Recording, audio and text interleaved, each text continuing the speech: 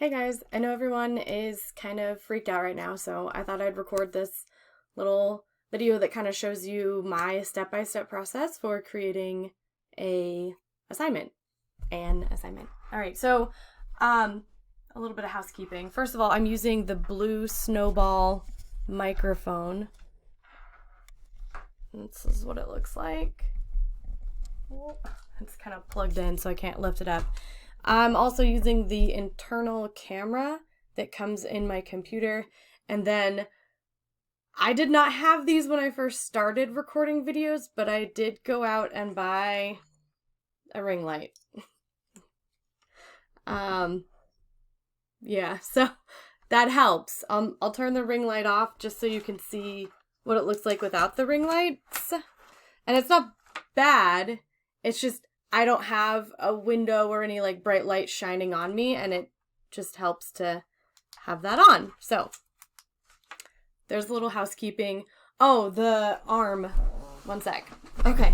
This is the arm that I use to film when I'm doing like document camera things. So it just clamps onto the desk, and then I take my phone and I stick it in here, and it just holds it. And then this thing moves so I can put it where I need to. And yeah, that's how I film my videos. I upgraded my art room back here because I already know that I'm an online teacher, and if I'm going to be recording videos at home, I want it to, like, you know, show off, like, hey, I do art. Hoo-hoo, I'm kind of obsessed. So that's what that is. You know, other people buy like the background, just a sheet. It doesn't even need to be green. It's just a single color that's not a color you're wearing, and you can put a cool background in there. Okay, there's the housekeeping. I think I'm good with that. Let me switch to this view. Oh, one more housekeeping thing. I am using Screencast-O-Matic, and they usually put the little symbol down here on the bottom left so you can see that's the free screen capture, what is this called? Software that I'm using. Okay, it cuts you off after 15 minutes, so if you want to record longer than 15 minutes, I've got to edit them together. Since I have a Mac, I use iMovie. If you don't have a Mac and you also want access to Screencast-O-Matic's editing tools right then and there, then you can pay for the pro version. I'm not sure what it is. Screencast-O-Matic.com maybe? Okay, there we go. So you can check that out, Screencast-O-Matic. And I'll put links in the video description because I know you probably won't even be able to see, you know, the tiny little links in there. All right, so I'm going to create a module. I'm in my workroom right now, so I'm not going to do anything that's like permanent to one of my active shells. Let's do a example module, and it brings it to the bottom, so I'm going to bring it to the top. First of all, let's add a page, and the page can be like the module overview. If you have a template, you don't necessarily need to worry about this because it will have these things for you. And then I'm going to do a header. And the header will be the lesson materials. Okay, and then we'll do a page. I don't know, module 1. Lesson 1. Sure. Okay, so we've got, and then let's rename this because we'll just call it Module 1 and Surrealism. Okay. So module overview, lesson materials, and then I can have another page in here for Module 1, Lesson 2. And these are pages, so there's no tasks on them. There's no activities. If I wanted to add an assignment after one of these, I might put an assignment that is M1L1Q. So lesson 1 follow-up questions. Just to make sure that they read it, read the module, or read the lesson 1. And you know what, let's scooch that over so we know that that's kind of coming off of this one. And then we'll add one more assignment, and that can be lesson 2 follow-up questions. Now, why am I adding these little letters at the beginning? That's because of the pass back to Infinite Campus. When this passes from Canvas into Infinite Campus, it will take the first, I think, 5 letters. So correct me if I'm wrong, guys. But however many you put as your little like code for that assignment, that's how many letters it takes off the beginning of the assignment in Canvas. So, oh, and I forgot to indent. So you will definitely want to put a little code on the front of any assignments so that you have that information. Okay, what would I put on the module overview? This is going to be the module name, a little bit of information about it, the goals for that module, and then whatever tasks they're supposed to do in the module. It's just like a whole outline.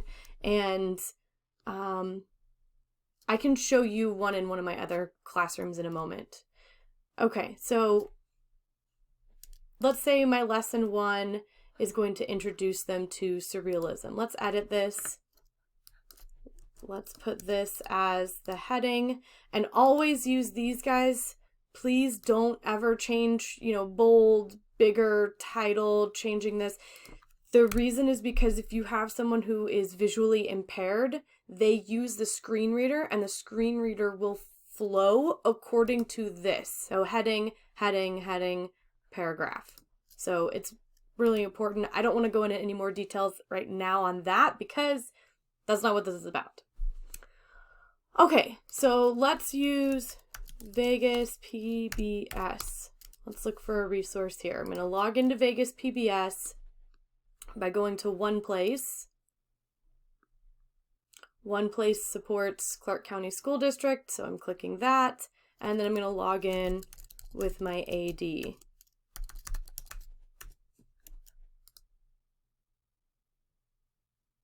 Cool, I'm in.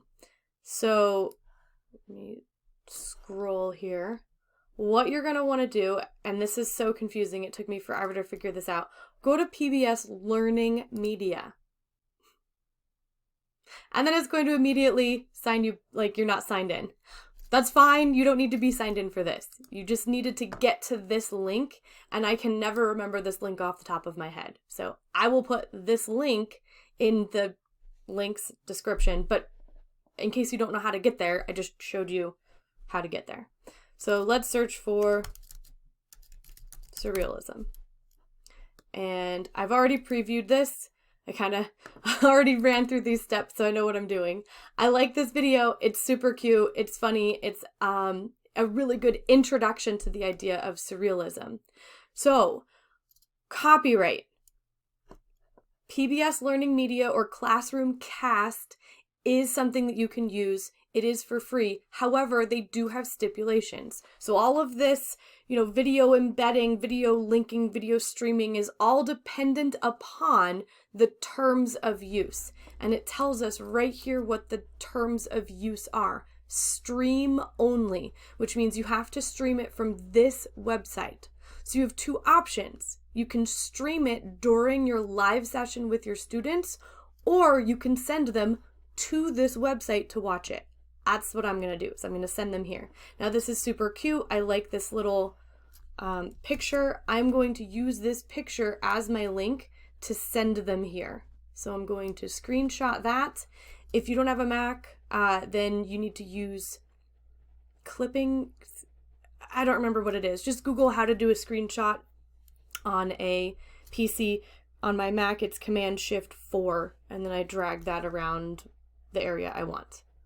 All right, let's go back to my lesson 1. Please follow the link to watch this introduction to surrealism. Okay, now I'm going to put that picture in here. So upload image, and I'm gonna find it. It's on my desktop. And what I just did there is a hot corner on my Mac. If I go to my bottom left corner, it clears the windows out of everywhere so I can see my desktop, which is where I put everything because it's just what I do. Okay, so here's the image. Now I don't want it that big, it's huge. So let's make it medium. And then I need to put the alternate text. Again, this is for screen readers. So this is a screenshot video with host and Mario.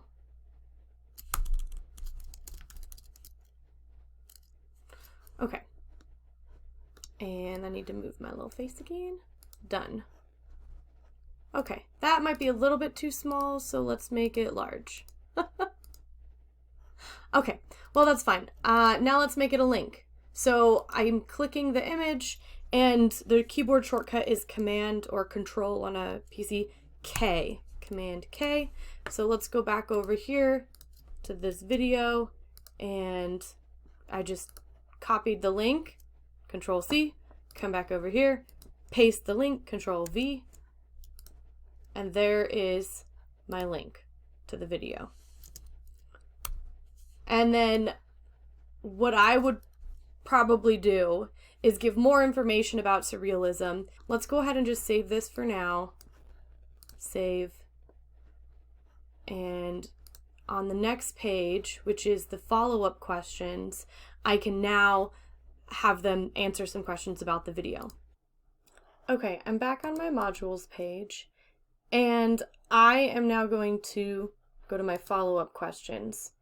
And for this, I'm going to use a Google Doc. So let's go to Google Drive, and we will,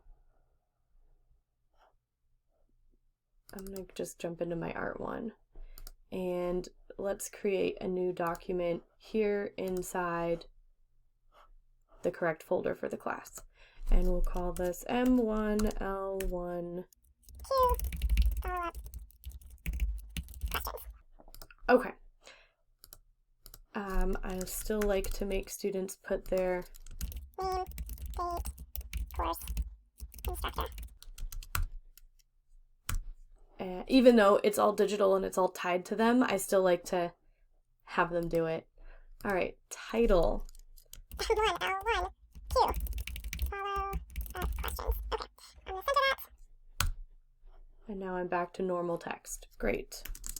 1. Blah, blah, question. Okay, so there's my question. Oops, before I hit enter. Now to have them write their question, I'm going to insert a box. Just one table. Insert table, one box. And then I can drag that a little bit bigger for them. All right. Blah, blah, question. Second question. Question 2. Again, insert table, box. So now their answers are going to be organized in these boxes. Okay, now we're going to share this document, and we're going to change, we need a link, but we're going to need to change it to anyone at Clark County. I like to leave it as anyone at Clark County School District because then they're using their Google account to access this document. Okay, so anyone at Clark County can view. I'm going to copy the link. That's exactly what I want. I don't want them editing the original doc. And then let's head back over here. And I'm just going to park that link right there for a second. I'm going to copy my title and then make that the heading. Okay, so my set of instructions that I have students use is 1. Make sure you are logged into your CPSD Google account. 2. Click the link to open the M1L1Q Google Doc. Okay, then I'm going to use that right there. So here's my Google Doc. I'm going to turn that into a link by, do you remember the keyboard shortcut? Control K. And I forgot to grab the link where I parked it, so I'll come back over here and copy it again. All right, Control V. Now, before you click done, this is important, where it says edit, right here towards the end of the link. Change edit to COPY. Done. Okay. Now I'm going to add on to my instructions. It will ask you to make a copy. So when they click that, here's where it opened. It says, would you like to make a copy? And they click yes, they click to make a copy. And then it's in their drive. They have access to it. They can edit it right there. It's a lot like in Google Classroom, where when you put the document in, it will automatically make a copy for them when they access it. This is kind of a similar way of doing that, but now through Canvas. So if you need to access that document quickly from in Canvas and you click the link, just come back up here where it says copy and click edit. Type in edit, change it from copy back to edit, and now you have access to your document again. So that's kind of a easy little trick here. Let me delete this now that it's linked. Okay. Answer all the questions using the provided boxes. Be sure to write using complete sentences. I'm going to copy and paste the rest of my instructions. So look at the rubric below. Oh, my formatting was a little different. Submit the assignment. And then I have two options for how they can submit the assignment. A, attach the document through the Google document submission window, or B, download the doc to your computer, save it, upload it in the file submission window. That walks them through what to do. It also says look at the rubric, and I will show you an example of a rubric in just a moment. So I'm not going to worry about points because I'm going to connect that to my rubric. Their submission type needs to be online. And nope, not text entry. It's going to be a file upload. Or if they've linked their Google account, they can use the Google submission window. And I want to limit this to doc, docx, and PDF. Why do I want to do that? Because if you have a PC, or if you're working on a PC at school and you do not have access to Pages, students who have Mac computers will try to submit things in Pages. So taking that option away from them automatically forces them into using a document type that your computer can read. Okay, and then we'll put, when it's due and when it's available from. All right, let's save that. Okay, so that's what my instructions look like. And then again, when they click that, it's going to ask them to make a copy. When they do make a copy, it will put this document in their own folder. Okay, let me grab a sample of one of my rubrics just so you can see that. Okay, so here is an example. I'm going to show you the document. I don't need to make a copy. Oops. So it's got 7 questions and all those boxes like I showed you. And then here is my rubric. So every question has its own points, right? Question 1 through 7. And then 3 points is full points, and the student completely answered all parts of the questions with clarity, evidence, and elaboration. If they did not answer all parts, but they still got it pretty close, they're satisfactory, which is 87%, which is 2.6 points. 2.3 points is minor errors, but it's not like detrimental. That's 76%. 1.9 points is significant errors, and then 0 points is unscorable. Notice that I'm doing 3, 2.6, 2.3, 1.9. I do that because I'm right there in my rubric, I'm putting what the percent would be. I'm considering the grade, the final grade from my rubric, not because the rubric is points.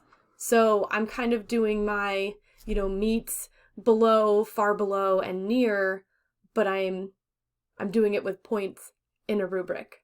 I know I'm kind of like combining these different strategies together. It's kind of weird, but that's how I do it. To figure out what the percentages are, I just, if the question's out of 3 points and I'm like, oh, well, what would 85% be? I would just do 3 times 0.85, and I'm like, oh, then 2.55. Well, maybe I should have it a little bit more than that, right? So then I was like, well, what's 2.6 divided by 3? It's 86% with a repeating 6, so I rounded that to 87. So that's how I do my rubrics, and yeah. Okay. The other thing I said I was going to show you was the module overview. Okay, so this is a class where I created the content.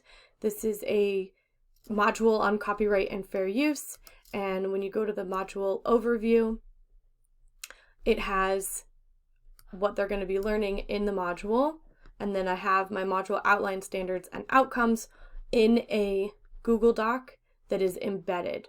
So I just embed the Google Doc. Wait, what? How do you embed a Google Doc? Oh my goodness, let me show you. So this has the module objectives, and then it also has an outline, and I like to put in the estimated time because that way students and parents that are like, why is my kid taking 3 hours on this? I'm like, well, it shouldn't. Here's what it should take. And if you're going over that, then you need to, let me know. Talk to me. So, all right, how do we embed a Google Doc? Oh my goodness, I'm so glad you asked. We're going to go, here's our sample Google Doc. We're going to go to File. We're going to go to Publish to the Web. We're going to go Embed. Then click Publish. Yes, I definitely want to publish that. Here's my embed code. I am just Control-C. And let's head back over here. And let's say I wanted to put it in here. This is not, I don't want to embed an assignment. I don't know how to do that. I don't know what that would do. I definitely don't want to do that. I think there's a way, but I don't know what that way is. But if I wanted to embed it, this is what it would look like now. Oh yeah, I gotta publish. Or save it. So, there it is. And of course, the iframe is like all weird. So, let's edit. We'll come back in here to my HTML editor. Yeah, this is not for the faint of heart. Height equals, I don't know, 1,000 pixels. And width equals, I don't know if I'm doing this right because I don't know if I need quotes. I think I need quotes. And width equals 900. Sure.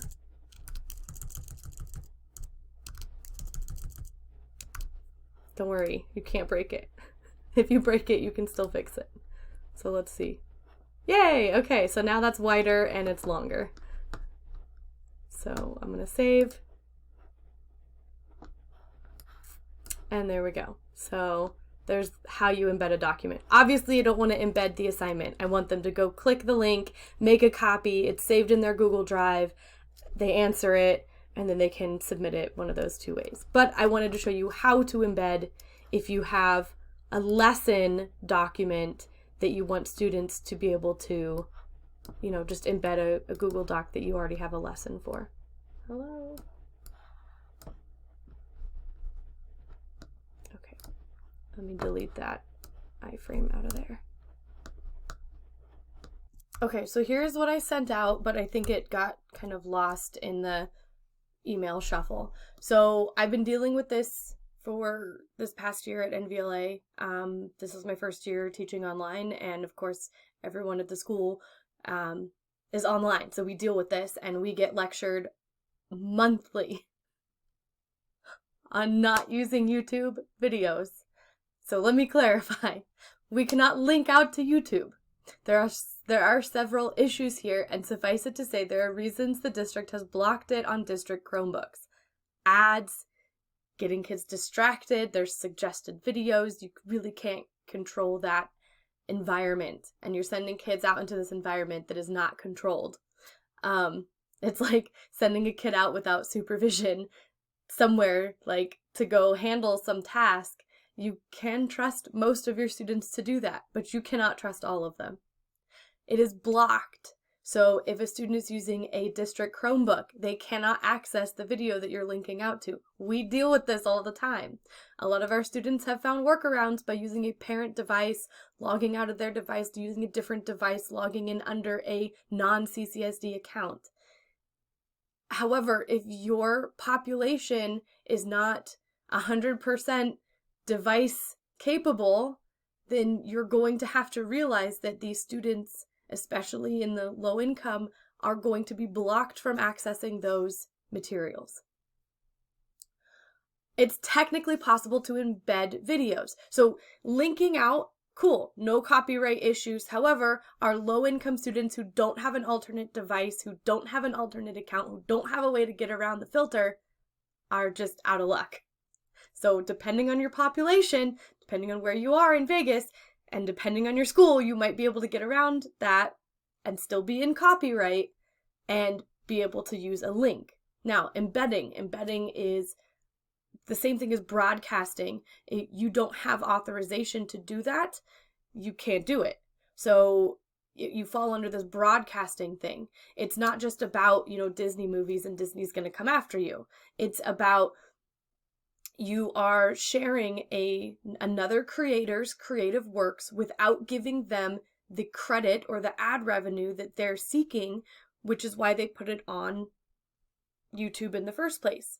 So you're bypassing their mode of livelihood by embedding the video. You're stealing money out of their pocket.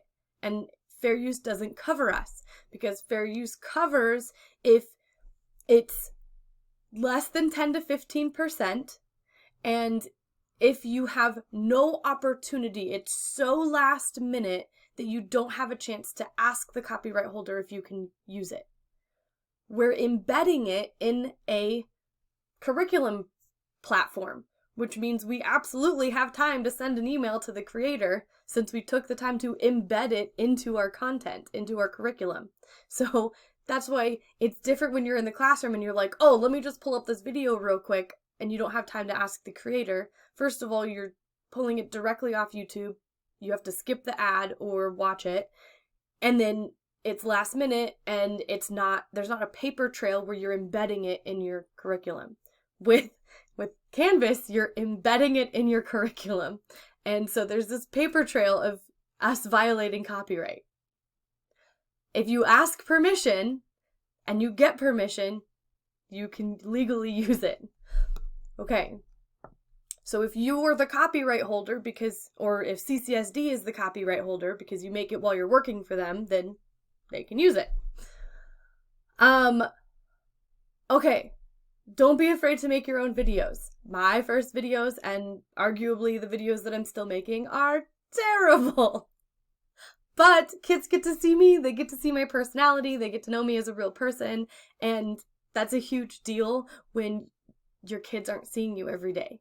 The hardest thing about being an online teacher is the struggle to make connections and motivate your kids. Right now, as a classroom teacher, you can see your kids, you can smile at them, you can motivate them, you can let them know you care, you're a real living, breathing person that they can tell cares about them. If you're using someone else's YouTube videos, you're actually missing out on a huge opportunity to show your students who you are, to show your personality, to show how passionate you are about a subject, and to show them that you are someone that they can look to and look up to and trust, and someone that will motivate them. I had a lot of kids that still wanted to engage throughout the entire shutdown. One of the reasons is because I was already accessible online, so there wasn't a huge difference there. But also because my kids knew me. And if they didn't, as soon as that email went out that said everything in quarter 4 is optional, how many of our kids are like, oh, quarter 4 is optional? Woo! School's out for summer, right? No. So you want to build that connection. We don't know what the district is going to do in a month. Okay? We don't know how many of our kids are going to be motivated to actually get online and work. So putting yourself out there and your personality and making yourself real is going to help. It's gonna build those connections. And then at the beginning of the video, I went over what I am using as far as equipment is concerned. I love you guys. This is hard. I'm not gonna lie. You're already doing amazing, and I believe in you. It doesn't have to be perfect. It doesn't have to be perfect. It will be okay. Your students will still love you, and you will get through this. And maybe next summer, you'll become a YouTube star with all the new video editing skills that you're going to learn this year. Okay, have a great day. Good luck.